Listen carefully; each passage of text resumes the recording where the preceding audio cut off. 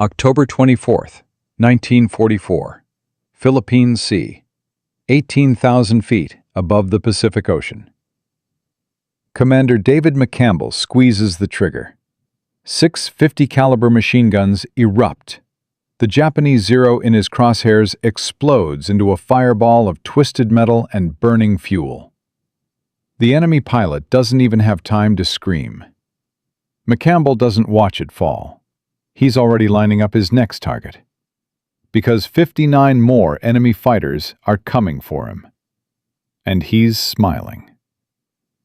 This is the story of how a 34-year-old man, once kicked out of the Navy for bad eyesight, faced impossible odds with nothing but 6 guns and 2,400 bullets. By the time his wheels touched down 90 minutes later, he would destroy 9 enemy aircraft in a single flight, save an entire American fleet from annihilation, and change the course of the Pacific War. But first, he had to survive the next 60 seconds. Because the Japanese pilots just realized they've been hunting a ghost. To understand why David McCampbell is about to pull off the most insane aerial combat victory in American history, we need to go back 3 years. December 7th, 1941. Pearl Harbor is burning. The United States Navy loses 2,403 men in a single morning. The Japanese Zero fighter dominates the Pacific sky. It's faster, more maneuverable, and flown by pilots with thousands of combat hours. American pilots are dying at a catastrophic rate.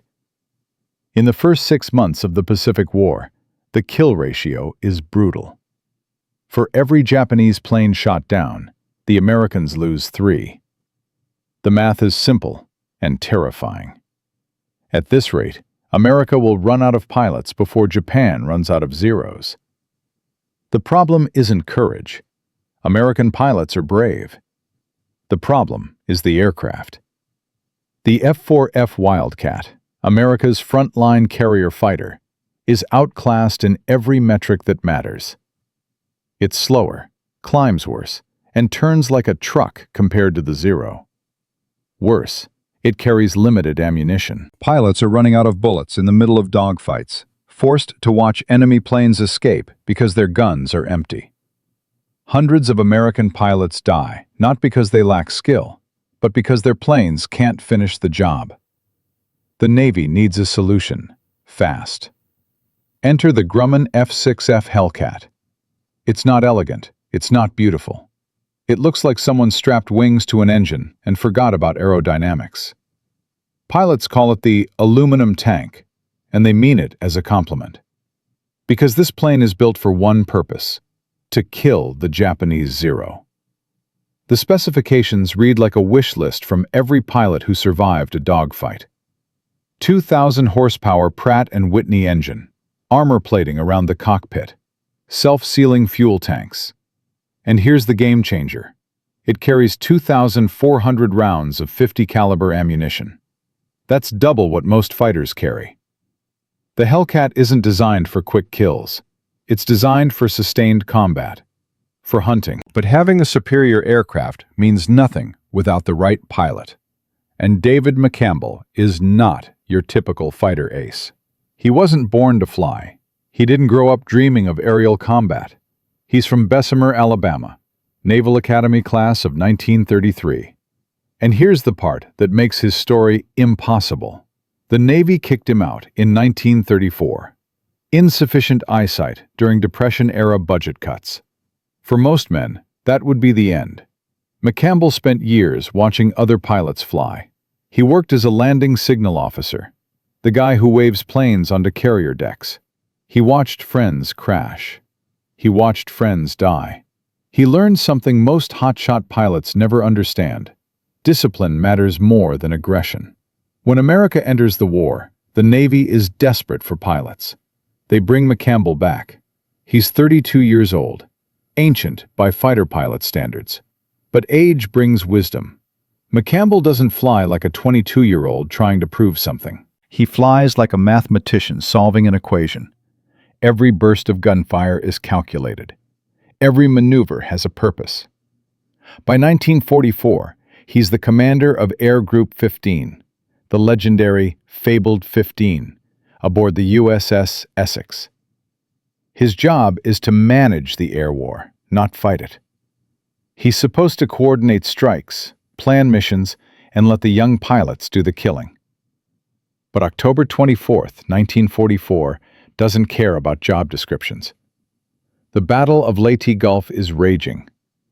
This is the largest naval battle in human history. The Japanese Navy has launched Operation Shogo, a desperate gamble to destroy the American invasion fleet. If they succeed, thousands of Marines on the beaches will be slaughtered. The USS Essex radar screen lights up with a nightmare. Raid 1, 70 miles north. 60 enemy aircraft inbound. 3 waves of fighters and dive bombers heading straight for the American carriers. The Essex launches every available fighter. 7 Hellcats scramble. Within minutes, 5 turn back. Mechanical failures, engine trouble, low fuel. The formation falls apart. Suddenly, the sky is very empty. Commander McCampbell and 1 wingman, Ensign Roy Rushing, 2 American fighters, 60 Japanese aircraft. The smart move is obvious. Dive away, preserve your life, fight another day. McCampbell looks at his fuel gauge, partially filled to get him off the deck faster. Not even enough for a normal patrol. He looks at his guns. 6 50s loaded with 2,400 rounds. He checks his wingman. Rushing gives him a thumbs up. The kid is 23 years old, loyal, and too young to know better. McCampbell makes a decision that violates every rule of aerial combat. He doesn't retreat. He attacks. But here's where McCampbell's years of experience separate him from the dead heroes. He doesn't dive into the middle of the enemy formation like a kamikaze. That's suicide. The Japanese would swarm him in seconds, shred his Hellcat with crossfire from a dozen angles. Instead, McCampbell climbs. He takes his Hellcat to 25,000 feet, positioning himself above the Japanese formation. He uses the sun to hide his silhouette. He watches them. The enemy formation is undisciplined, weaving with overconfidence. They think they own this sky. They have no idea they're being stalked. McCampbell keys his radio to Rushing. "We're going to work the stragglers." This is the strategy of wolves, not eagles. They won't attack the strong. They'll pick off the weak, the slow, the ones flying too far from their wingmen. McCampbell selects his first victim. A Zero on the outer edge, drifting slightly behind the formation. He dives. This isn't a strafing run. It's a calculated murder. The Hellcat screams down from altitude, hitting 400 miles per hour. G-forces crush McCampbell into his seat. His vision tunnels, but his hands are steady. 800 yards. 600. 400. He waits. Patience. The Zero pilot has no idea death is falling from above at terminal velocity. McCampbell squeezes the trigger. The Hellcat shudders as 6 machine guns open fire simultaneously. Tracers pour out in a river of light. The Zero, unarmored and fragile, catches fire instantly. The fuel tank ignites. The plane becomes a meteor. McCampbell doesn't watch it fall. He's already pulling back on the stick, using his massive speed advantage to rocket back up into altitude. The Japanese formation reacts like a kicked hornet's nest. Fighters break formation, pulling their noses up to chase the American. This is exactly what McCampbell wants. The Hellcat has superior energy retention at high altitude. The Japanese planes, built for low-altitude dogfighting, struggle to climb. They hang in the air, losing speed, stalling out. For a split second, they're helpless. McCampbell and Rushing dive again. Fire, climb. Another Zero explodes. Then a Kawasaki Tony. The Japanese pilots are confused. They can't catch these 2 Americans. Every time they think they have them cornered, the Hellcats are gone, climbing back into the sun like ghosts. For the next 90 minutes, a strange rhythm takes over the sky. McCampbell becomes a machine. He's not spraying bullets wildly like in the movies. He's conserving every round. 1 second bursts, 2 seconds maximum. He watches the enemy formation, identifies the stragglers, executes his attack, and vanishes before anyone can react. Dive, fire, kill, climb. It becomes mechanical, methodical, surgical. The Japanese pilots begin to panic. They're losing planes so fast, they assume they're being attacked by an entire squadron. They start dropping their bombs into the ocean to gain speed. They break formation completely. McCampbell has achieved his primary objective. The fleet is safe. The bombers have aborted their attack. But he still has ammunition. He still has fuel. Barely. And most importantly, he still has targets. The fight has drifted over 100 miles from the Essex. Normally, this is when you go home. But McCampbell sees the Japanese fighters turning back toward Luzon, running for their lives. He looks at Rushing. "You got ammo left?" "Yes, sir." "Then let's finish them." What happens next will be studied in war colleges for the next 80 years. Because David McCampbell is about to prove that in aerial combat, discipline beats desperation every single time. They pursue the retreating Japanese fighters deeper into enemy territory. This is where most pilots would turn back. But McCampbell isn't most pilots. He's already destroyed 3 enemy aircraft in the opening minutes of this impossible fight. The Japanese formation is breaking apart. Pilots jettisoning bombs to gain speed, desperately trying to escape the 2 American ghosts that keep appearing from the sun. But McCampbell has a problem. Actually, he has 3 problems, and each one could kill him in the next 10 minutes. Problem 1. His fuel gauge is dropping into the red zone. He launched with partial tanks, barely enough for a normal patrol. This extended chase is burning fuel at a catastrophic rate. Problem 2. His ammunition counter is spinning down. 2,400 rounds sounds like a lot until you're firing 6 guns simultaneously at 800 rounds per minute. Every burst drains his reserves. Problem 3, and this is the big one. The Japanese pilots just figured out there were only 2 Americans hunting them. And 57 angry enemy fighters are about to stop running. The sky over the Philippine Sea is about to become a killing field. The question is, who's doing the killing? McCampbell sees the Japanese formation changing. They're not fleeing anymore. They're reforming. A group of 8 Zeros breaks off from the main body, pulling into a climbing turn. They're coming back. "CAG, we got company!" Rushing calls out. McCampbell doesn't panic. This is exactly what he's been training for his entire life. Not the glory, not the medals, but this moment when the math says you should die and you have to solve your way out of it. The 8 Zeros are climbing toward him, trying to get altitude advantage. Classic Japanese tactic.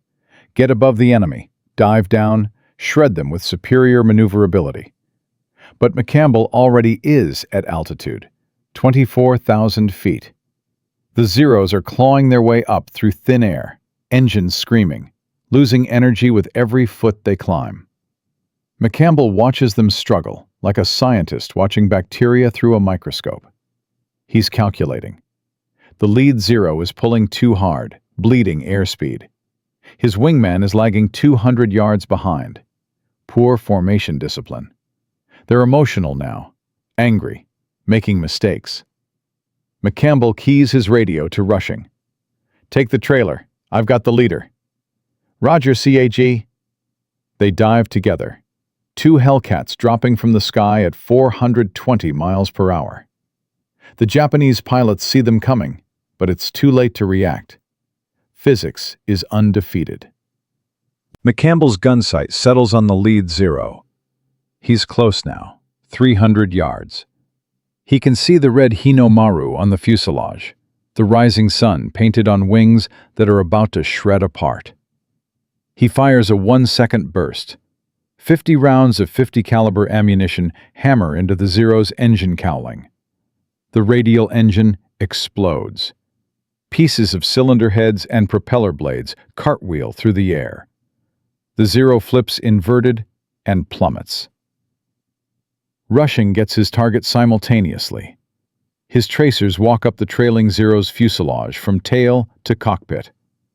The canopy shatters. The plane noses over into a death spiral. 2 kills in 5 seconds. The remaining 6 Zeros scatter like startled birds. McCampbell doesn't chase them. He climbs back to altitude, conserving energy, staying patient. This is the discipline that separates survivors from casualties. The young hotshots dive after every target, burn all their speed, and get jumped by someone they didn't see. McCampbell never forgets there are still 55 enemy aircraft in this sky. The chase continues. The Japanese formation is stretching out over 50 miles now, a ragged line of desperate pilots trying to reach the safety of Luzon's airfields. McCampbell methodically works the stragglers. A Nakajima Oscar, engine smoking from battle damage, limping home alone. McCampbell drops on him from 5,000 feet above. The Oscar pilot never sees him coming. A 2-second burst. The wing tears off. 5 kills.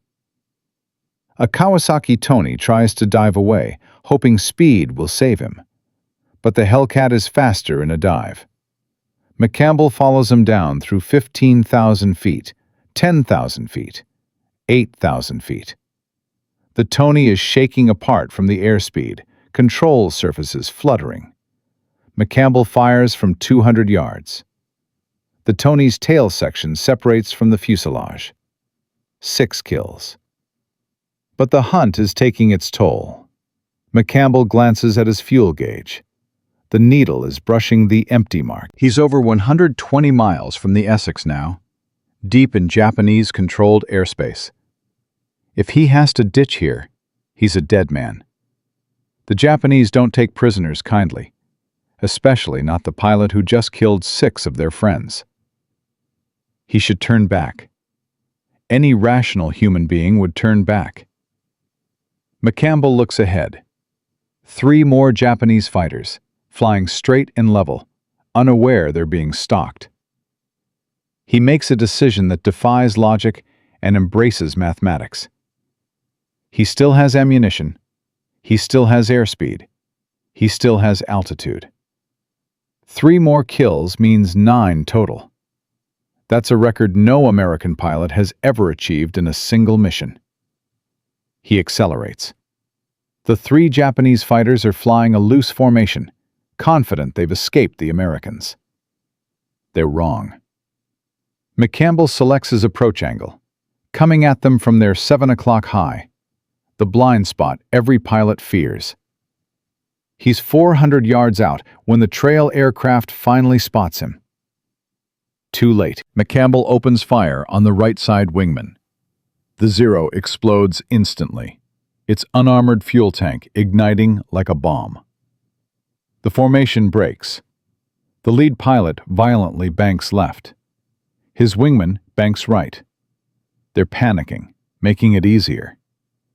McCampbell doesn't follow the leader. That's what they expect. He stays on the right wingman, the one who banked away from his element leader, now flying alone and vulnerable. McCampbell slides in behind him, 250 yards, perfectly positioned. He squeezes the trigger. Click. 3 of his 6 guns jam. The asymmetric recoil throws his Hellcat sideways. The tracer stream goes wide, missing by 10 feet.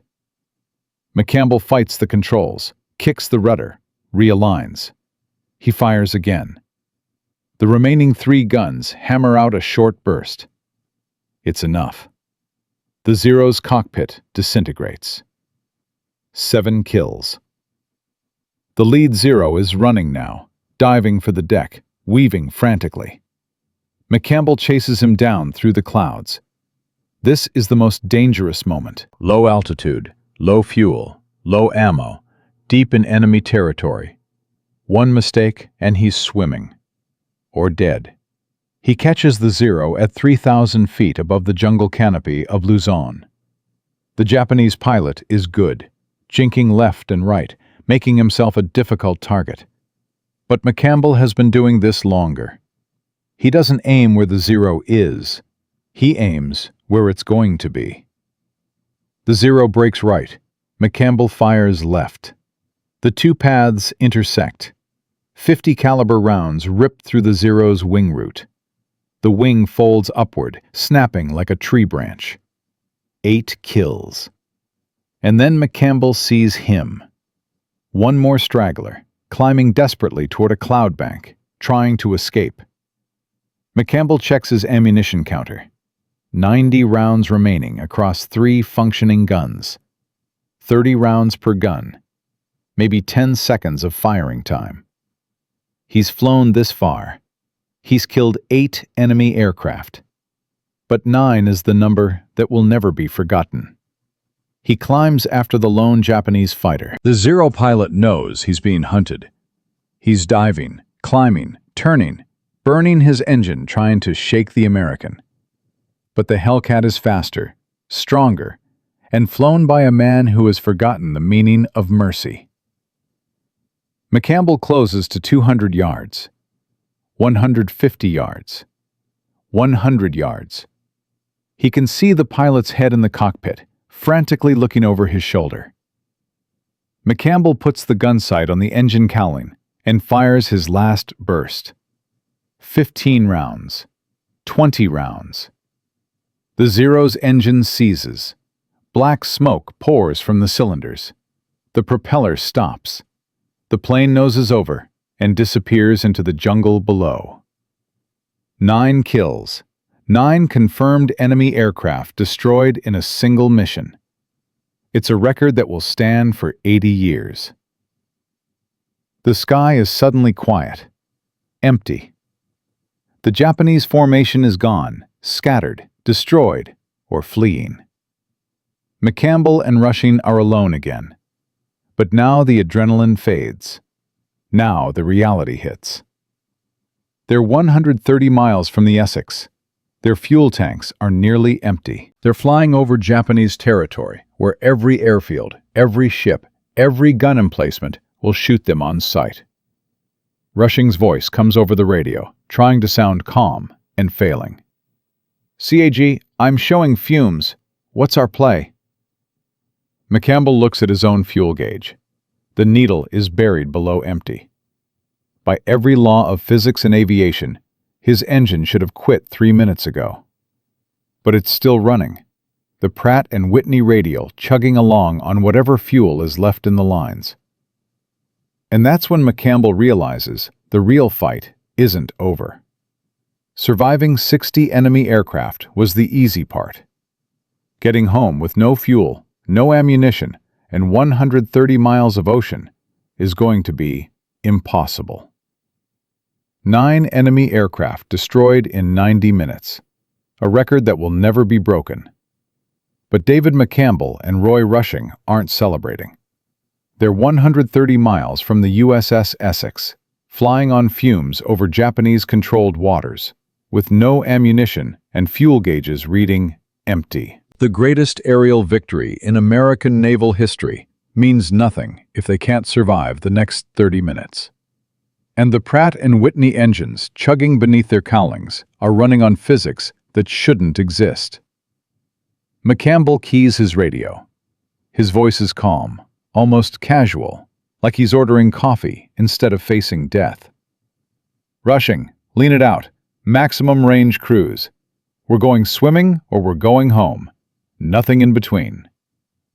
They drop their RPMs to barely above stall speed. They lean the fuel mixture until the engines are gasping, sipping fuel molecule by molecule. The Hellcats aren't flying anymore. They're gliding with powered assistance. 2 12,000-pound gliders limping across an ocean that doesn't forgive mistakes. Every minute feels like an hour.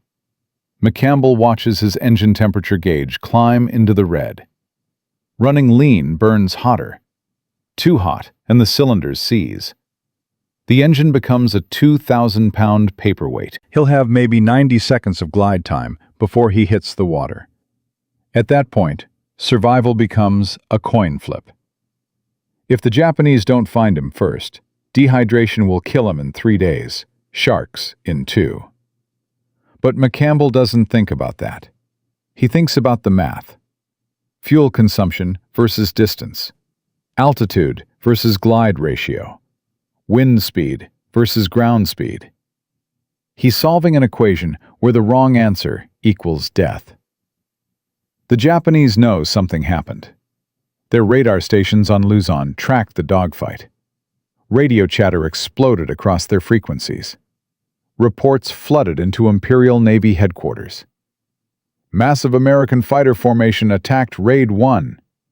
Estimated 20 to 30 enemy aircraft. Formation destroyed. The Japanese commanders don't believe it at first. 60 fighters and bombers don't just vanish. They send reconnaissance flights. They find wreckage scattered across 100 miles of ocean and jungle. Zeros, Oscars, Tonys, Nakajima bombers. Some still burning, some already sinking. The pilots who survived and made it back to base tell stories that sound like fever dreams. American fighters everywhere. They came from the sun. We couldn't escape. But the truth is worse than the Japanese imagine. It wasn't 30 Americans. It was 2. And the psychological impact of that realization will ripple through the Imperial Japanese Navy for the rest of the war. When 2 men can destroy an entire strike package, when the mathematics of aerial combat shift so dramatically that numerical superiority means nothing, morale doesn't just crack, it shatters. But none of that matters if McCampbell doesn't make it home. 45 minutes into the return flight, Rushing's voice crackles over the radio. No jokes now. No bravado. Just fear barely controlled. CAG, my engine's coughing. I think I'm done. McCampbell looks over. He can see Rushing's propeller stuttering, the engine missing on 1 or 2 cylinders. Fuel starvation. The end is coming. Stay with it, McCampbell orders. We're 60 miles out. Glide if you have to. The destroyers will pick you up. It's a lie, and they both know it. The destroyers are 30 miles behind the carrier group. If Rushing goes down here, he's swimming until a PBY Catalina finds him. If they find him. But Rushing's engine keeps running, barely, coughing, missing, but running. And then, on the horizon, a gray smudge appears. The fleet. Task Force 38. Dozens of carriers, battleships, cruisers, destroyers. The most powerful naval armada ever assembled. They look like toys from 15,000 feet. But they're the most beautiful thing McCampbell has ever seen. He radios the Essex. Consumer 1 inbound. 2 aircraft. Dry. Repeat. Dry. The carrier air traffic controller understands immediately. Dry means no fuel. No fuel means 1 landing attempt. No go-around, no second chance. The Essex clears the deck. They wave off other aircraft in the pattern. This is priority. McCampbell sets up his approach. He's done this 1,000 times. Day, night, rough seas, calm seas, battle damage, full fuel, empty fuel, but never with 0 fuel. Never with an engine that could quit at any second. He drops his landing gear. The hydraulics groan, but they work. Flaps down. Airspeed 110 knots. He's lined up on the center line, 400 yards out, descending through 200 feet. The landing signal officer waves him in. McCampbell cuts throttle. The Hellcat drops. The tailhook catches the number 3 arresting wire. The cable stretches, screams, and yanks the Hellcat to a halt. The engine coughs once, twice, and dies. Not from fuel starvation, from complete fuel exhaustion. The Pratt & Whitney burned the last molecule of gasoline. When the ordnance crew checks the tanks later, they find exactly 1 gallon remaining. At McCampbell's fuel consumption rate, that's 30 seconds of flight time. 30 seconds between landing safely and swimming with sharks. Rushing lands 60 seconds later. His engine quits the moment his wheels touch the deck. The deck crew rushes McCampbell's aircraft, expecting bullet holes, battle damage, maybe a wounded pilot. They walk around Mincy III in stunned silence. Not a single bullet hole. Not one. In a fight against 60 aircraft, McCampbell was never touched. Then the armorer opens the gun bays to reload. He freezes, calls his chief. The chief calls the air boss. The air boss calls the captain. 2,400 rounds loaded. 2 rounds remaining. McCampbell used 2,398 bullets to destroy 9 enemy aircraft. That's 266 rounds per kill. For comparison, the average American pilot in 1944 expends 3,000 rounds per aerial victory.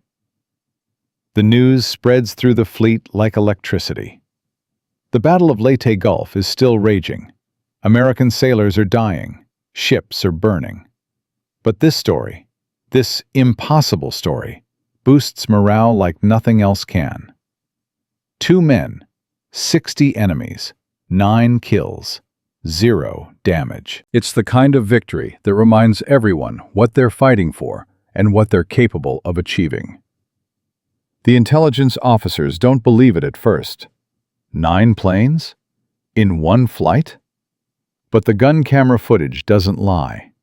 Frame by frame, it shows Zeros exploding, Oscars disintegrating, enemy formations scattering in panic. Admiral Halsey himself reviews the footage. He's seen a lot in this war. He's seen bravery. He's seen sacrifice. But this is something different. This is mastery. He recommends McCampbell for the Medal of Honor on the spot. The citation reads, "For conspicuous gallantry and intrepidity at the risk of his life, above and beyond the call of duty." But the real impact isn't the medal. It's what happens next in the skies over the Philippines.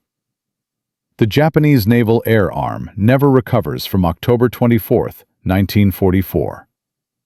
The losses at Leyte Gulf are catastrophic. Over 300 aircraft destroyed. Hundreds of experienced pilots killed. But it's not just the numbers. It's the psychology. Japanese pilots start reporting ghost squadrons of American Hellcats that appear from nowhere, slaughter entire formations, and vanish. They're not ghosts. They're American pilots who studied McCampbell's tactics, who learned that discipline beats desperation, that patience beats aggression, that boom and zoom beats dogfighting. The F-6F Hellcat, already a superior aircraft, becomes a legend. Pilots demand to fly it. The kill ratio explodes. In 1943, American pilots achieved a 5-to-1 kill ratio against Japanese aircraft. By late 1944, after McCampbell's tactics spread through the fleet, that ratio jumps to 13-to-1. 13 Japanese aircraft destroyed for every American loss. The Zero, once the terror of the Pacific, becomes a flying coffin. Japanese pilots start refusing to fly combat missions. Some commit suicide rather than face American Hellcats. The psychological warfare is complete. But the strategic impact reaches even further. The Battle of Leyte Gulf ends in total American victory. The Japanese Navy loses 4 carriers, 3 battleships, 10 cruisers, and 11 destroyers. It's the death knell of Japanese naval power. They never launch another major fleet operation. The Philippines are liberated. MacArthur wades ashore at Leyte, fulfilling his promise. I shall return. The road to Tokyo is open. And while McCampbell didn't win the battle alone, his actions on October 24th symbolize everything that changed in the Pacific War. American technology, American training, American courage, combined in a way the Japanese couldn't match. McCampbell finishes the war with 34 aerial victories, the highest of any U.S. Navy pilot in history. He receives the Medal of Honor from President Roosevelt himself. But he doesn't brag. He doesn't write memoirs immediately. He just keeps flying, keeps fighting, keeps doing his job. Because that's who David McCampbell is. Not a glory hound, not a medal collector. A professional who happened to have the greatest day any fighter pilot ever had. But here's the part they don't teach in the history books, the part that makes this story truly unforgettable. Because the legacy of that October day isn't just about 9 kills or 1 medal. It's about what happens when ordinary people refuse to accept impossible odds. And the final chapter of this story reveals something about McCampbell that will change how you see courage forever. From a 34-year-old man once kicked out of the Navy for bad eyesight, to 9 enemy aircraft destroyed in 90 minutes, to changing the mathematics of aerial warfare forever.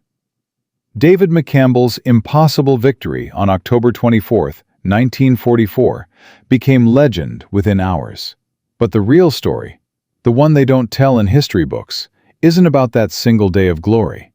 It's about what happened after. Because here's the twist nobody expects. The man who achieved the greatest single-mission aerial victory in American naval history almost didn't survive to see the end of the war. And the final chapter of his life reveals something about courage that changes everything. McCampbell doesn't stop flying after Leyte Gulf. He doesn't retire on his laurels. He doesn't milk his Medal of Honor for publicity tours. He keeps fighting. November 1944. December 1944. January 1945. He flies combat missions almost daily, leading Air Group 15 through the bloodiest months of the Pacific War. By the time Japan surrenders in August 1945, McCampbell has accumulated 34 aerial victories, making him the United States Navy's ace of aces. But here's what makes him different from every other fighter ace in history. He survives. Most aces don't. The statistics are brutal. The longer you fly combat, the higher your kill count climbs, the closer you get to death. It's mathematical inevitability. Yet McCampbell beats the odds again. When the war ends, McCampbell is 35 years old. He's flown hundreds of combat missions. He's stared death in the face more times than he can count. And unlike many warriors who struggle to adapt to peacetime, McCampbell transitions smoothly. He stays in the Navy, rises through the ranks, serves in administrative posts, training commands, and strategic planning. He retires as a captain in 1964 after 31 years of service. No drama, no headlines. Just a quiet exit from a man who never sought attention. He settles in Florida, lives a modest life, and passes away in 1996 at age 86. Peaceful, surrounded by family. The death of a man who defied death for decades. But here's the beautiful irony. While McCampbell lives quietly in retirement, his legend grows louder. Naval aviators study his tactics at Top Gun. Fighter pilots around the world analyze his gun camera footage frame by frame. The Battle of Leyte Gulf becomes required reading at every war college on the planet. and McCampbell's October 24th mission becomes the gold standard for what a single pilot can achieve with discipline, skill, and ice-cold calculation. His wingman, Roy Rushing, also survives the war, finishes with 6 kills, and lives until 2011. The two men who faced 60 enemies and won both made it home. Both lived long lives. Both proved that surviving isn't luck, it's discipline. But the isang tukso của McCampbell doesn't lie in the medals or the kill count. It lies in what he changed forever about aerial combat. The F-6F Hellcat, already a superior aircraft, becomes the most successful carrier fighter in history. Final tally: 5,223 enemy aircraft destroyed in air-to-air combat. Kill ratio: 19-1. 19 enemy planes destroyed for every Hellcat lost. That ratio is insane by any measure. For comparison, the legendary P-51 Mustang achieves an 11-1 ratio in Europe. The Hellcat's dominance directly results from pilots studying McCampbell's tactics: boom and zoom attacks, energy management, patience over aggression, ammunition conservation. The impact extends beyond World War II.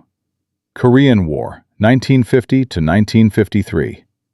American pilots flying F-9F Panthers and F-4U Corsairs use McCampbell's vertical fighting techniques against Soviet-built MiGs. Vietnam War, 1965 to 1973. The Navy establishes Top Gun, officially the United States Navy Strike Fighter Tactics Instructor Program, in 1969. The curriculum is built on lessons from aces like McCampbell: discipline, tactics, marksmanship. Modern air combat doctrine in the F/A-18 Super Hornet and F-35C Lightning II still incorporates principles McCampbell demonstrated 80 years ago. Maintain energy advantage, attack from altitude, conserve ammunition, never dogfight unless absolutely necessary. Between 1944 and 2024, an estimated 50,000 naval aviators have been trained using tactical manuals that reference McCampbell's combat methodology. The lives saved by improved tactics? Impossible to calculate precisely, but conservative estimates suggest thousands of American pilots survived combat situations they would have died in had they used pre-1944 dogfighting tactics. McCampbell's 9 kills on one day created ripples that saved lives for generations. That's the real legacy. Not 9 enemy pilots killed, but thousands of American pilots who came home to their families because someone proved there was a better way to fight. But the lesson here goes deeper than military tactics. This is a story about institutional resistance to innovation. McCampbell wasn't inventing new physics. The Hellcat's capabilities existed from day one. The tactics he used, boom and zoom vertical fighting, had been theorized since the 1930s. But nobody believed it would work until McCampbell proved it. How many innovations throughout history died because institutions refused to test them? How many lives were lost because people in power said, "That's impossible," instead of, "Let's try"? McCampbell's story is a reminder that the most dangerous words in any organization are, "We've always done it this way." Compare this to other crazy innovations that changed warfare. Fritz Haber's nitrogen fixation process, dismissed as impractical fantasy, until it enabled industrial explosives production and changed World War I. The Jeep, rejected by the U.S. Army as too light, until it became the most versatile vehicle in World War II. Radar, mocked as science fiction, until it won the Battle of Britain. Pattern recognition here. Establishment says impossible. Individual proves otherwise. History changes. The lesson isn't just believe in yourself. It's Test rigorously. Prove empirically. Ignore the cynics. This applies today. Modern military innovation faces identical resistance. Drone warfare was dismissed as video game fantasy in the 1990s. Now, it's reshaping combat worldwide. Artificial intelligence in battlefield decision-making is currently labeled too risky. Will we look back in 20 years and wonder why we waited? In business, electric vehicles were impractical until Tesla proved otherwise. In medicine, mRNA vaccines were unproven until COVID-19 forced rapid deployment. The McCampbell principle applies universally. Extraordinary results require testing extraordinary ideas, even when conventional wisdom says no. And here's the final detail most people never learn, the twist that completes this story perfectly. When McCampbell landed on the Essex after his 9-kill mission, exhausted and running on fumes, the deck crew found something in his cockpit, tucked into the instrument panel, a photograph. His wife Annabelle and their young son. McCampbell carried it on every combat mission. Every time he faced death, that photograph reminded him what he was fighting for. Not glory, not medals, not records, but the chance to come home to the people who loved him. That's why he was disciplined. That's why he never took unnecessary risks. That's why he survived when so many others didn't. The greatest fighter ace in U.S. Navy history wasn't driven by a death wish or a need to prove something.